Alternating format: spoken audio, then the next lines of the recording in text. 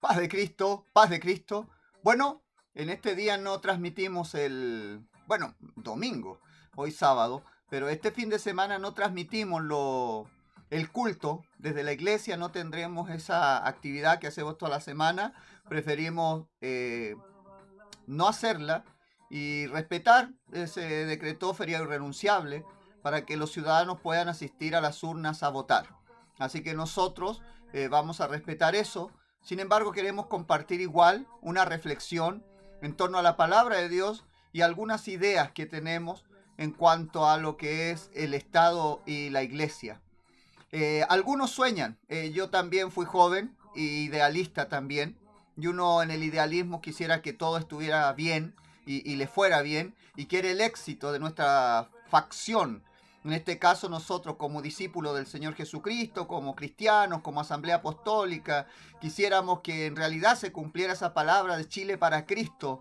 Y algunos muchas veces anhelaron que pastores de renombre con cierta capacidad administrativa para grandes ministerios pudieran tomar el sillón presidencial, tomar el lugar en los gobiernos, en la política, en el Senado, los diputados, jueces, y tener una sociedad teocrática. Algunos lo han luchado, pero sin embargo la muestra de la realidad, lo que hemos vivido, nos muestra que, y es lo que creo, lo que quiero transmitir, lo que nosotros esperamos, tenemos es una esperanza escatológica, es para mañana. Nosotros creemos que un hombre no va a poder solucionar los problemas de la gente ni gobernar de la forma de vida. Creemos que solo Dios lo puede hacer. Y si un hombre o mujer toman el lugar de los que dirigen en la autoridad, en la presidencia, en el imperio, el reinado, y aún con la Biblia en la mano, quisieran hacer todo como Dios manda, caemos se puede decir, destrucción en realidad del resto de la humanidad. Nuestra experiencia o lo que la historia nos cuenta, los sismos son malos, todos los sismos. Ya sea del color que ponga el nombre del partido que quiera y agréguele ismo y creemos que cae mal. Los idealismos, el ideal se pervierte cuando se convierte en un ismo, incluyendo el cristianismo. Alguien algún día me preguntó, ¿y el cristianismo qué? Y en realidad el cristianismo, cuando el ser cristiano, el servir a Cristo, el ser discípulo del Señor, se vuelve en una ideología política en mano de hombres, no puede terminar bien. Tenemos el ejemplo de cuando la iglesia romana, bajo la seña de la cruz y la guianza de la iglesia, quiso imponer la fe a todo el mundo, porque era el imperio reinante. No sucedió nada bueno. Se cayó en la persecución del que piensa diferente, en los abusos de poder, la inmoralidad, en la cúpula de aquellos que debían ser santos. La Inquisición, que no es orgullo para la institución católica, es una vergüenza. El Papa Juan Pablo II pidió perdón al mundo por los excesos y las cosas que se cometen cuando un ser humano está en el poder. El cristianismo no sirvió. Servet, un creyente del tiempo de la Reforma, él recibió una fe y él creyó que al Señor Jesucristo hay que servirlo como la Biblia enseña, que no hay una Santísima Trinidad, sino que hay un Dios, y eso es lo que creyó él, y por creerlo, sin ni más ni menos que Caldino, lo quemó en la hoguera. Un país gobernado por un evangélico terminó quemando en la hoguera a alguien simplemente por creer diferente. En la Biblia usted no va a encontrar defensa de algo así como la Trinidad o la unicidad. Encuentra una doctrina muy clara acerca de un único Dios, pero hay cosas que están en la oscuridad. Sin embargo, estarse quemando, persiguiendo, ¿qué decimos de los países donde gobiernan otras religiones? Y no voy a nombrarlas porque eso es como acarrearse problemas, pero en otros países, en otras latitudes del mundo, simplemente usted no puede ser cristiano porque le pueden matar, porque le pueden perseguir. Los sismos no son buenos y debemos entender que nosotros estamos esperando que Cristo venga. que Cristo venga a la tierra. Primero que venga por su iglesia y nos arrebate. Y aquí se cumpla el tiempo profético, la semana 70, la gran tribulación, el anticristo, la marca y todas esas cosas que tienen que suceder. Y luego Cristo vuelva, instaure su reino milenial, se siente en el trono de David la rama, el retoño de Isaí, y ahí va a haber un reino justo, de paz, pero solo lo puede guiar el Señor Jesucristo. Entre tanto que eso sucede, nosotros debemos vivir en esta conciencia de la separación de la iglesia y el Estado. Entender que Dios ama al mundo y lo ama de tal manera que el más vil de los pecadores, aunque no crea lo que nosotros creemos ni viva su fe de la manera que nosotros la vivimos, merece nuestro respeto. No estamos por la discriminación, por la persecución, por estar insultando, denostando, humillando, segregando a alguien porque no crea como nosotros. No, hermanos, debemos entender. Quisiéramos que todos le abrieran el corazón a Cristo y creyeran como nosotros. ¡Oh! Bendito día en que todo ojo le verá y toda rodilla se doble ante él. Pero en esta hora la invitación es gratuita y libre. Y si alguien no quiere creer, nosotros debemos respetar. Y el Estado no gobierna para la iglesia, gobierna para todos los ciudadanos, incluyéndole a usted y a mí. Y debemos entender que las libertades que tienen otros para creer lo que ellos creen son las mismas libertades que se nos dan a nosotros para creer lo que creemos. Y por ende, la libertad de unos es la libertad de otros. Y debemos aprender a respetarla y no ser sectarios. Y debemos aprender a separar el Estado y la Iglesia. Nuestra Asamblea Apostólica, en sus 19 puntos doctrinales, el punto número 14 de la Constitución del 2019, dice que creemos en la separación del Estado y la Iglesia y que ninguno debe intervenir en los asuntos del otro. Pues aquí se cumple el precepto bíblico de dar lo que es del César a César y lo que es de Dios a Dios, según Marcos 12:17. Los cristianos deben y tienen la libertad de tomar participación en actividades cívicas, de acuerdo con su capacidad y sus inclinaciones políticas, pero siempre reflejando sus ideas personales y no involucrando a la iglesia, ni usar a la iglesia como escudo o trampolín para su ideología política.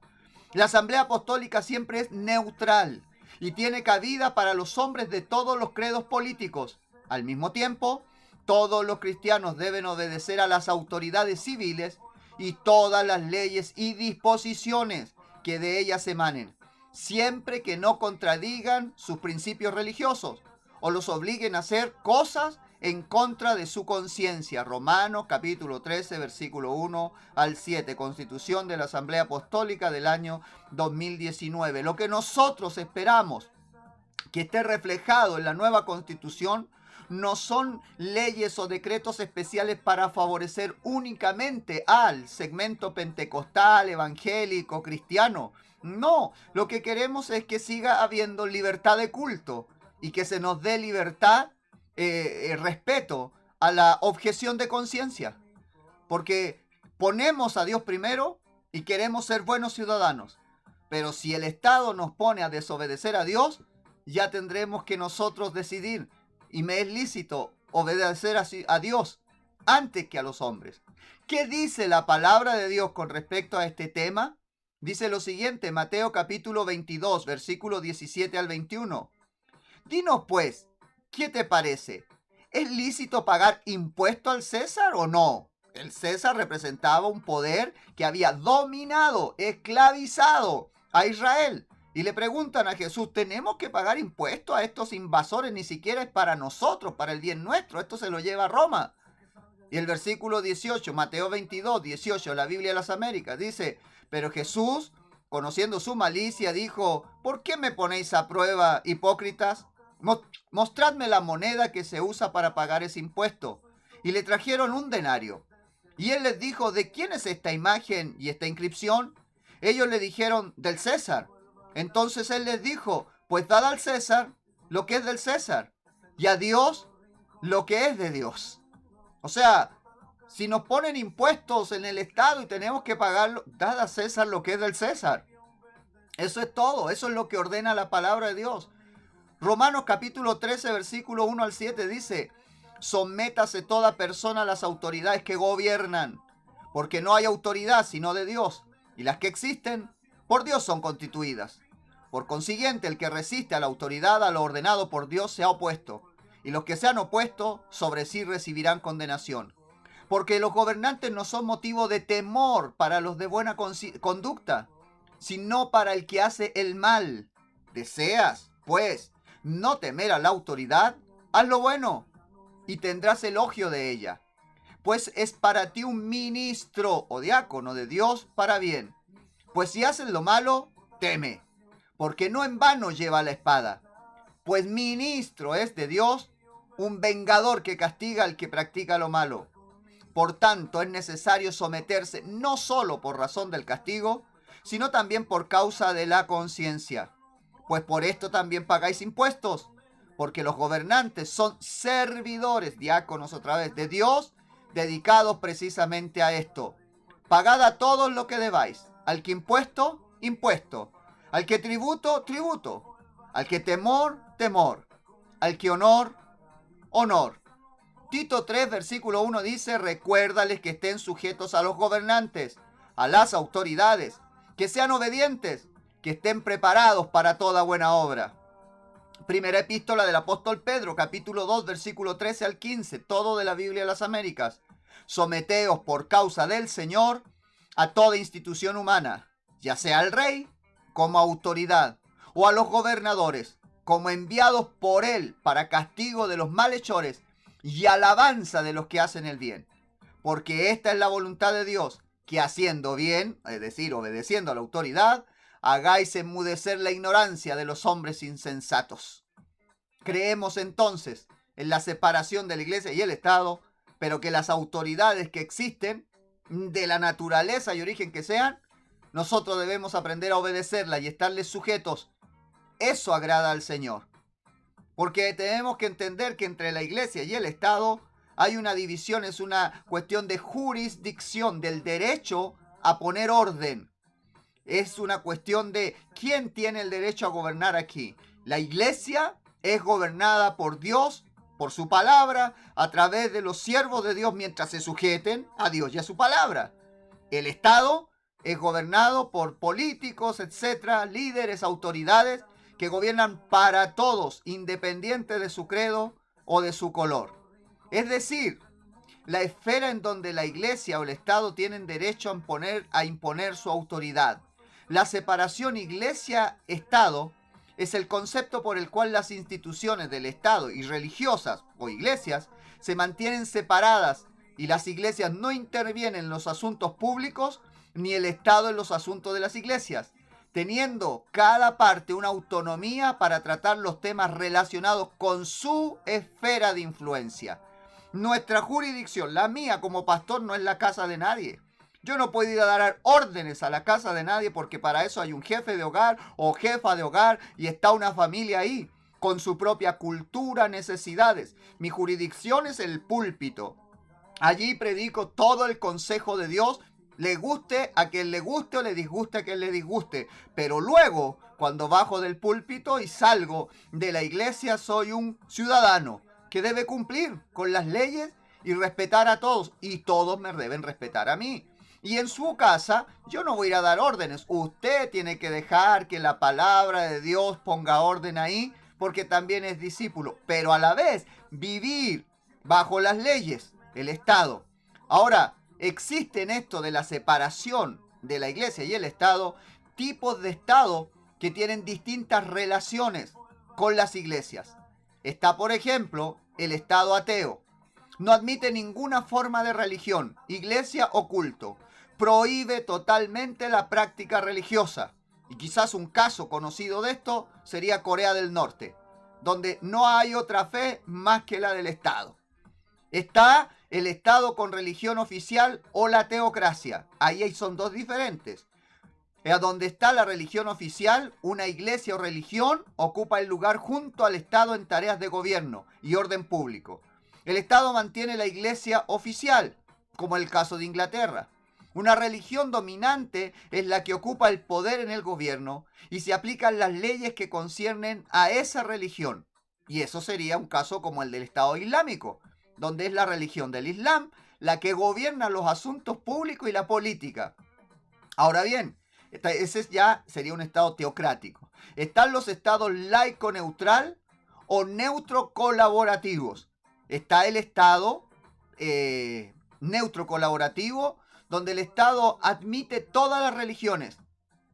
Perdón, está el Estado laico-neutral, en donde el Estado admite todas las religiones, pero no apoya ni financia ninguna. Sería un caso como el de Cuba. Usted puede creer lo que quiera, pero el Estado no va a dar ningún tipo de apoyo a la religión. Pero está el Estado neutro colaborativo, donde el Estado le da importancia a las expresiones religiosas de su pueblo, cualesquiera estas sean. Y por lo tanto no solo las protege, sino que las fomenta de forma equitativa entre los diferentes sectores religiosos representados en su territorio. Y ese sería el caso actual de Chile. Nuestro Estado es un Estado neutro colaborativo, no tiene religión oficial, pero reconoce la necesidad de profesar la religión por parte de sus ciudadanos, ya sea religiones étnicas como los pueblos originarios, ya sea evangélicos, católicos, budistas, musulmanes, hindúes. Puede creer lo que quiera y el Estado entiende que esto le hace bien a la gente. La gente en su cultura tiene su religión, se desarrolla, es un pueblo feliz, honesto, trabajador, con esperanza. Y todo eso está bien. Así que Chile lo fomenta y lo apoya, da excepciones. ¿Qué dice la constitución política del Estado en cuanto a Chile y la Iglesia? La constitución política de Chile de 1925, en el capítulo 3, dice en las garantías constitucionales, en el artículo 10, dice así: la Constitución asegura a todos los habitantes de la República la manifestación de todas las creencias, la libertad de conciencia y el ejercicio libre de todos los cultos que no se opongan a la moral y a las buenas costumbres o al orden público, pudiendo, por tanto, las respectivas confesiones religiosas erigir y conservar templos y sus dependencias con las condiciones de seguridad e higiene fijadas por las leyes y ordenanzas. Las iglesias, las confesiones e instituciones religiosas de cualquier culto tendrán los derechos que otorgan y reconocen, con respecto a los bienes, las leyes actualmente en vigor, pero quedarán sometidas, dentro de las garantías de esta Constitución, al derecho común para el ejercicio del dominio de sus bienes futuros. Los templos y sus dependencias, destinados al servicio de un culto, estarán exentos de contribuciones. Ahora, ¿qué dice la Constitución Política de Chile de 1980? En el capítulo 3 de los derechos y deberes constitucionales, el artículo 19 dice, inciso 6, la Constitución asegura a todas las personas la libertad de conciencia, la manifestación de todas las creencias y el ejercicio libre de todos los cultos que no se opongan a la moral, a las buenas costumbres o al orden público. Las confesiones religiosas podrán erigir y conservar templos y sus dependencias bajo las condiciones de seguridad e higiene fijadas por las leyes y las ordenanzas. Las iglesias y las confesiones e instituciones religiosas de cualquier culto tendrán los derechos que otorgan y reconocen con respecto a los bienes las leyes actualmente en vigor. Los templos y sus dependencias destinados exclusivamente al servicio de un culto estarán exentos de toda clase de contribuciones.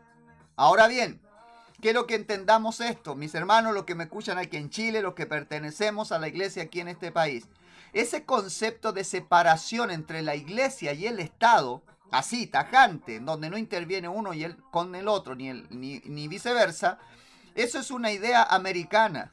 Un presidente, Thomas Jefferson, de Estados Unidos, la acuñó en su momento y pasó a ser parte de la cultura americana, norteamericana, de Estados Unidos.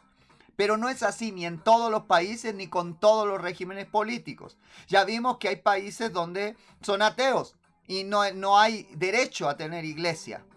Hay otros países donde son teocráticos o donde tienen religión oficial y no hay esa separación entre la iglesia y el Estado. En una existe la religión del Estado y en otras propiamente la religión es el Estado y las leyes.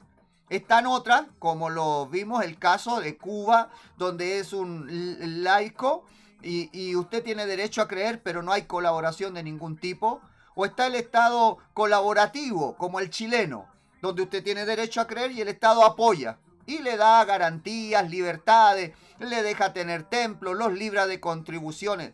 Pero en nuestros países, se entienda, a Chile, por ejemplo, estamos en Chile, no está absolutamente puesto a rajatabla la separación entre la iglesia y el Estado. No somos organizaciones autónomas, sino que nosotros nos inscribimos voluntariamente, nadie nos obliga. Nos inscribimos bajo las leyes del Estado, pedimos un decreto jurídico y por ende la Asamblea Apostólica de la Fe en Cristo Jesús funciona bajo el decreto 328 del 6 de mayo de 1986. Y ese día salió nuestra personería jurídica, inscribimos nuestros reglamentos que fueron aceptados y se renuevan cada cierto tiempo. La vigencia de nuestra personería jurídica se puede conseguir en el registro civil, y estamos inscritos oficialmente. Y oficialmente entonces nosotros nos sometemos a las directrices que el Estado le da a la iglesia. No existe esa separación, ya iglesia, movimiento autónomo, nos autosustentamos, nos automantenemos. En Estados Unidos la iglesia entonces se sustenta, se mantiene, compra, edifica, vende, hipoteca, y el Estado no viene en auxilio de la iglesia, pero tampoco se inmiscuye en sus elecciones, en su manera de hacer las cosas. Aquí sí hay, y como nosotros obedecemos a la ley civil y nos sometemos a las inscripciones normales, hay consecuencias de que aquí en Chile haya libertad de culto. ¿Qué consecuencias para la sociedad trajo que en Chile haya libertad de culto? Por ejemplo, cosas buenas que sucedieron por haber libertad de culto. Hay colegios públicos, hay cementerios públicos, hay matrimonio civil y hay registro civil. Tenemos libertad de culto, colegios públicos, cementerios públicos, matrimonio civil, registro civil. ¿Por qué hay eso? Porque resulta que no todo el mundo puede ser de una iglesia o una religión oficial, así que se crearon esto. Esto se le debe a la libertad de culto. Pero tener libertad de culto en Chile también quiere decir que nosotros tenemos ciertas obligaciones. Y son 5 las cosas que nosotros debemos observar siempre que estamos ejerciendo como iglesia o cumpliendo nuestro culto o organizando actividades o construyendo templos. Siempre hay 5 directrices de parte del Estado hacia la iglesia. Primero, que nosotros en nuestra cultura, en nuestro culto, en nuestra práctica religiosa, no nos opongamos a la moral, no nos opongamos a las buenas costumbres, no nos opongamos al orden público, no nos opongamos a las condiciones de seguridad fijadas por las leyes y ordenanzas. Es el Estado el que dice cuándo un lugar o una fecha o un sitio es seguro para poder hacer un culto o una actividad. Y por último, que no se opongan a las condiciones de higiene fijadas por las leyes y la ordenanza, que es lo que estamos viendo con la pandemia. Yo no sé por qué tanto lío se han hecho cuando el Estado, nosotros nos sometimos voluntariamente a esto. La Constitución del 25, yo no existía y no sé si hay algún pastor o dirigente eclesiástico que esté desde el 25 sirviendo al Señor, pero desde la Constitución del 25, pasando por la del 80 hasta ahora, nuestras obligaciones son estas 5 mismas: no oponernos a la moral, a las buenas costumbres, al orden público, a las condiciones de seguridad fijadas por las leyes y ordenanzas, y a las condiciones de higiene, de salud fijadas por las leyes y las ordenanzas. Si fija el Estado y dice: ¿saben qué? Nosotros respetamos el derecho que tienen a predicar, ocupen todos los medios sociales, pero debe haber distanciamiento. Por estar en cuarentena no puede reunirse gente, y cuando se reúnan tiene que ser en estas condiciones, tienen que usar la mascarilla, tienen que haber separación. El Estado no está haciendo nada que no estaba avisado. Está guardando a los ciudadanos. Porque un ciudadano evangélico o cristiano que se contagie en un templo puede ser contagio más tarde en la feria, en el supermercado, en su casa, en el hospital, en el hogar de ancianos. Así que el Estado está haciendo lo que debe hacer, gobierna para todos. No puede hacer excepciones, son evangélicos que se contagien nomás. No, porque tiene que guardar nuestro derecho. Y nosotros tenemos que entender, tenemos que tener consideraciones. Probablemente se toque esto, pero téngalo en cuenta.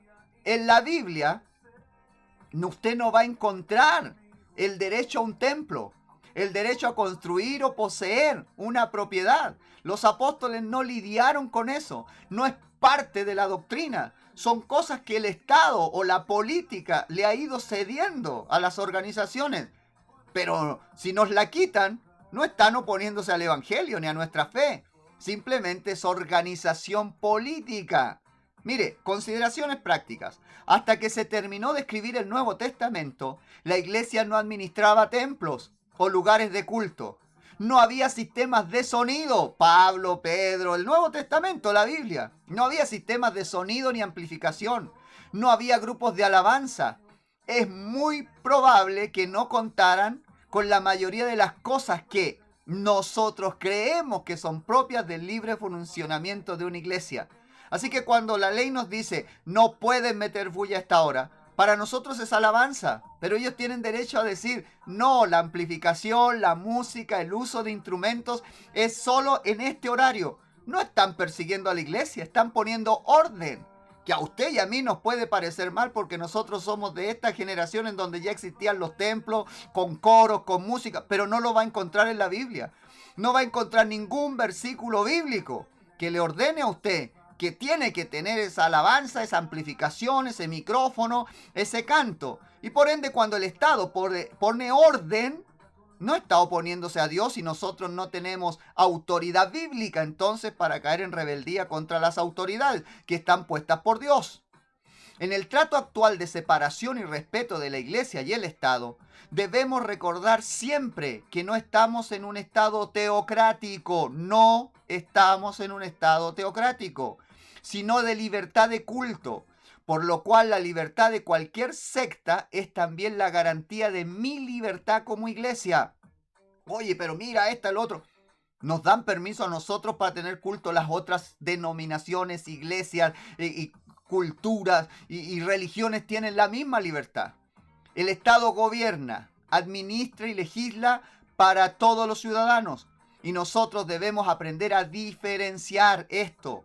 Lo que pasa dentro de las cuatro murallas de nuestra iglesia, con personas que libres, con su propia conciencia y en sus cabales, con el dominio de sus facultades mentales, decide ser parte de nuestra organización, ahí nosotros tenemos nuestras reglas. Pero lo que nosotros llamamos pecado, la sociedad no lo llama pecado y no tenemos por qué salir a pelear con la gente porque no cree como nosotros. Debemos entender la diferencia, no podemos alterar el orden público y yendo a hacer manifestaciones, deteniendo el tránsito, haciéndole daño a otra gente que no quiere escucharnos. Esto es lo que no puede entender a veces el creyente. Que prediquemos, que el Espíritu Santo toque y que se salven aquellos que le abren el corazón a Cristo.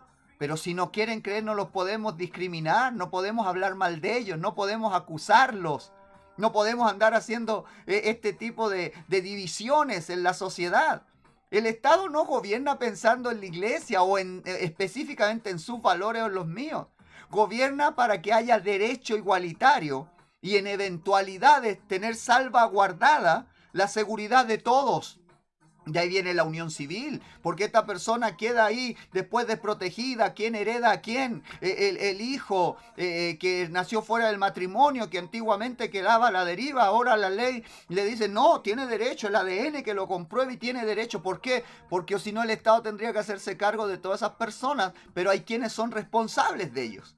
El Estado gobierna. Nosotros debemos entender la diferencia. La serie de leyes que resultan en el derecho de todo ciudadano, pero que van en contra de nuestra fe, son leyes del Estado y le debemos respeto.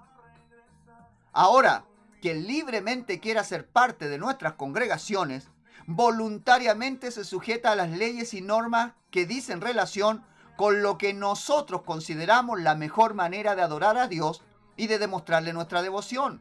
El Estado puede gobernar según lo crea conveniente, pero el día del juicio ante el Dios Todopoderoso no serán las leyes del Estado las que juzgarán, sino la revelación de las Sagradas Escrituras. Y ahí usted y yo nos veremos las caras con el Señor y ellos se verán las caras con el Señor si nosotros les predicamos y no quisieron escuchar. Una nota acerca de la nueva constitución de la República de Chile.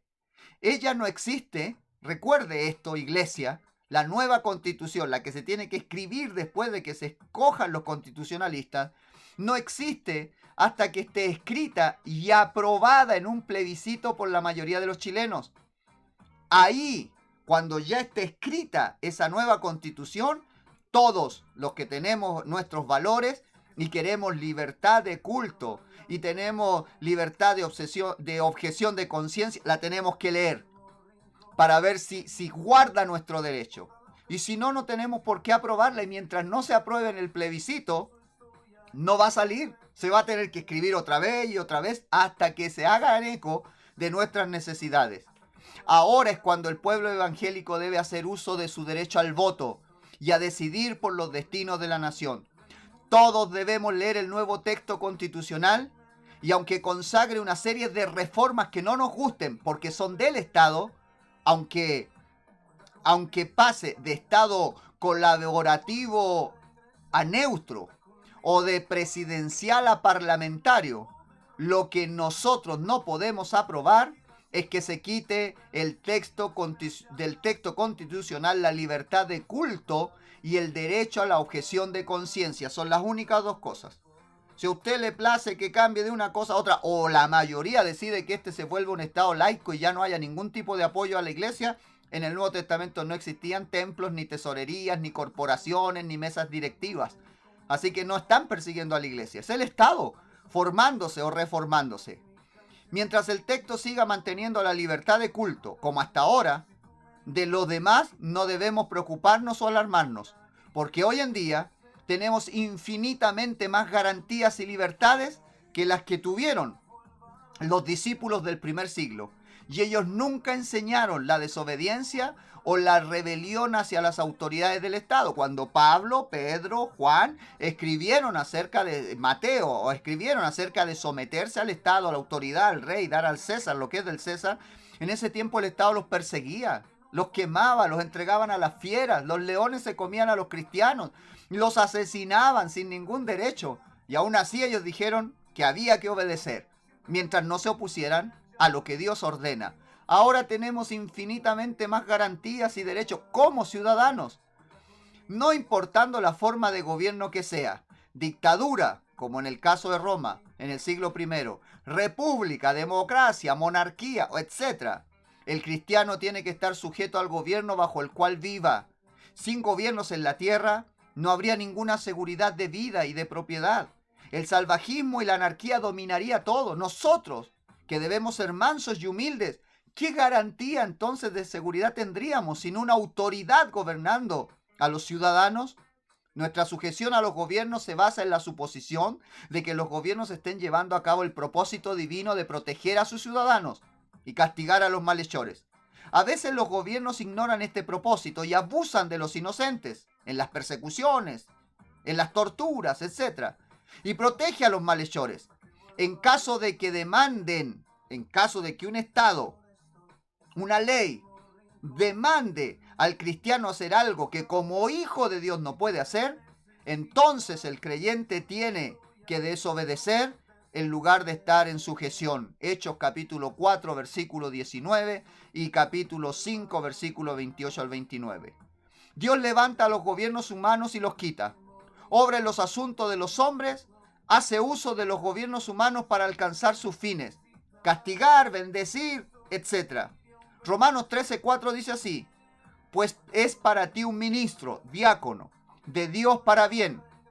Pero si haces lo malo, teme, porque no en vano lleva la espada, pues ministro es de Dios, un vengador que castiga al que practica lo malo.